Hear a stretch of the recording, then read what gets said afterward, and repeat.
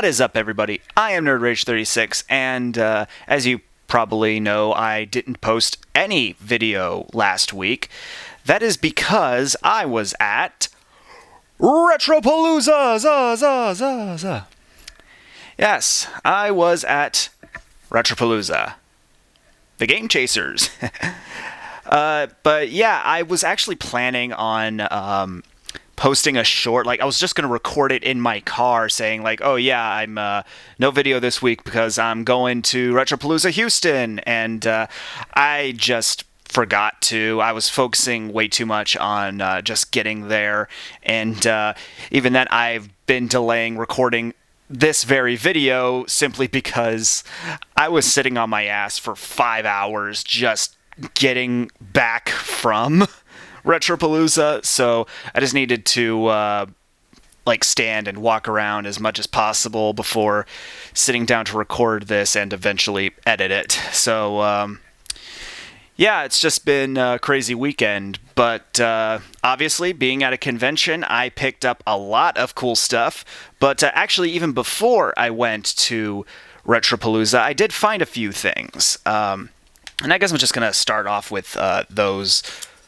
And one of the first things was Illusion of Gaia, which, first of all, notice that it's a red label Super Nintendo game, and that means it's first party.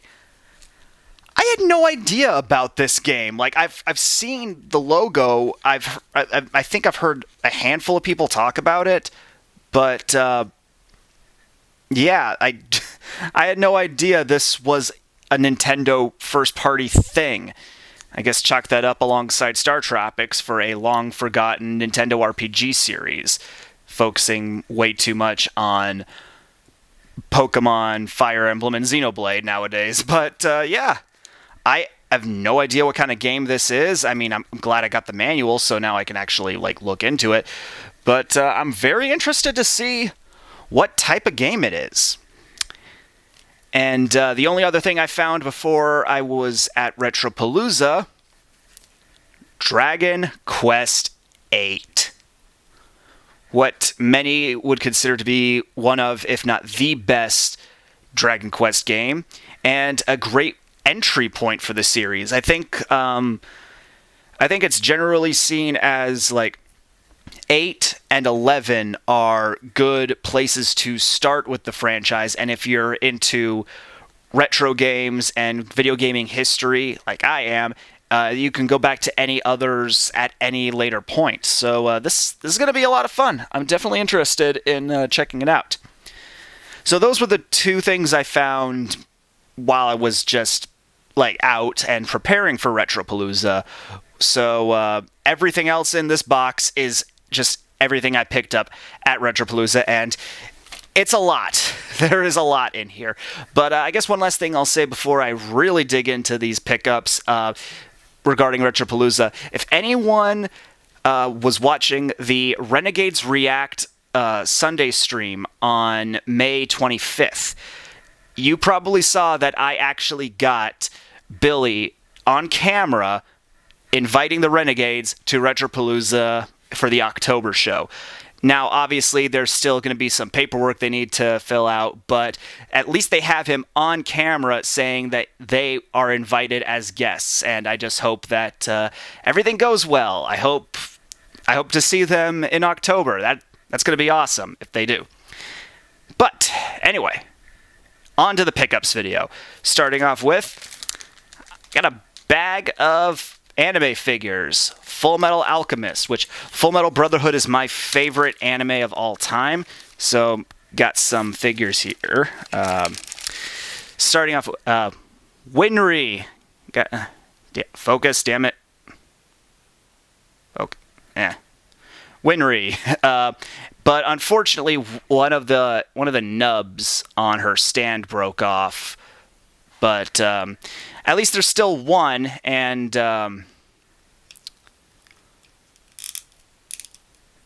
yeah, it still works. And if I can find any more space, I'll be able to set them up. But that was Winry, so of course, Ed.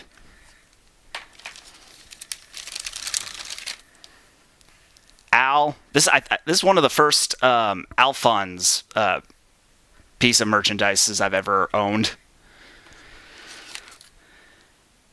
Maze Hughes, rest in peace.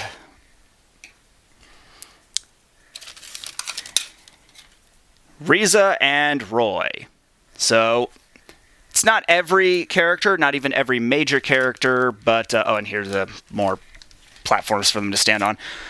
But, yeah, basically some of the more important characters, and, just more Fullmetal Alchemist merch, because I like Fullmetal Brotherhood. Up next, I got some manuals, just for some games I already own, and, first off, I got Oracle of Ages. I honestly prefer Oracle of Seasons, but it's still cool to have this, and it's not a bad game. I just prefer a lot of the ideas in Oracle of Seasons, but Oracle of Ages, still pretty fun, and it's great to have the manual to go along with it. Also in the Zelda series, Minish Cap. This was awesome, and I really should replay this, because I was playing through this... just kind of haphazardly originally, but I still beat it. I persevered, and I had a lot of fun. Kirby and the Amazing Mirror. I wanted to also get the Nightmare in Dreamland manual, but for some reason the manual for that game is weirdly expensive. Like, I don't know if it was just the vendors that I was encountering, but yeah. I don't know. But it's cool to have this one, and again, I have the game. I've got a robust Kirby collection, actually. I'm still missing a couple of games, but yeah. And for the last Game Boy manual, Castlevania Circle of the Moon. I know that this game has been contested by both the lead director of Castlevania and the fans and whatnot. In fact, on the subject of the Renegades, I know Nate... Nate still contests, and I even made a meme about it. But the last manual that I picked up is for Ys 3, or Wanders from Ys, which I also have the game for it, which I got this before I started recording again. Now, why did I feel the need to show this off in particular, as opposed to the other games that I picked up manuals for? Well, that's because I also got... Oath and Felghana, the 3D remake of Ys 3. So, technically speaking, I only own one Ys game. But I think this would be kind of cool because, you all know, I freaking love the PSP. But I'm also interested to see, the old school style, especially, 2D versus 3D. I'm interested to see the overlap and the differences, and... I don't know. I'm just a little interested to see all the differences. And even if I didn't have this version, I would have gotten this regardless because, again, I love the PSP.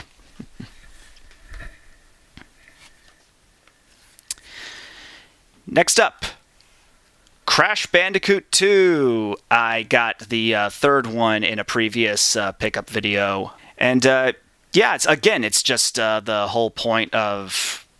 going back through his gaming history and just trying out games on original hardware. Again, it's a respect thing. Next up, and I kind of did this a little out of order. I was supposed to do these after the manuals, but whatever.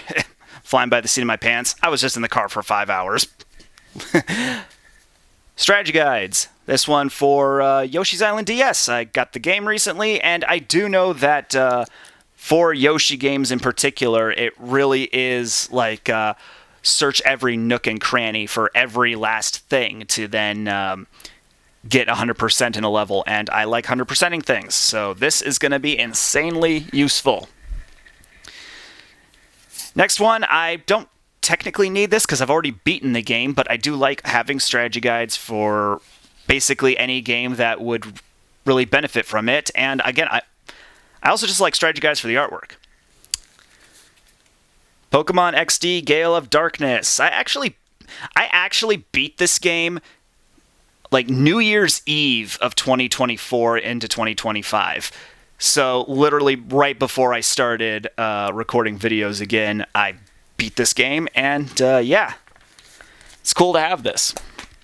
Now, this one is definitely going to be a strategy guide that I need for just playing through it, not just for the collection. Unfortunately, it wasn't for Dragon Quest VIII. That would have been really cool to get the guide along with it. But the very next game, Dragon Quest IX. Look at that. Look at the chonking thing. This is going to be fun. This is going to be awesome. And just having it on a handheld, like, I've probably mentioned this before, but I really like handheld gaming, even without the Switch factored into the conversation. Like, with the Switch factored into the conversation, I don't think there's any, like, contest talking about this, but I genuinely think that handheld gaming is way too slept on. Like, especially if you are just a busy adult, gaming on, like, the DS or the 3DS, it's really easy to just pick up and play, even if it's a super long game like Dragon Quest.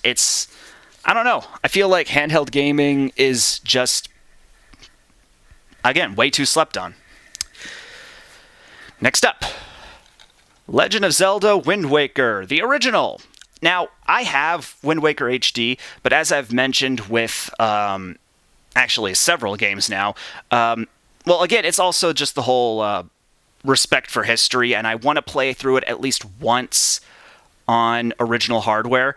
But also, it's because all that talk of certain Wii U components dying. Again, someone told me that it's easy enough to replace.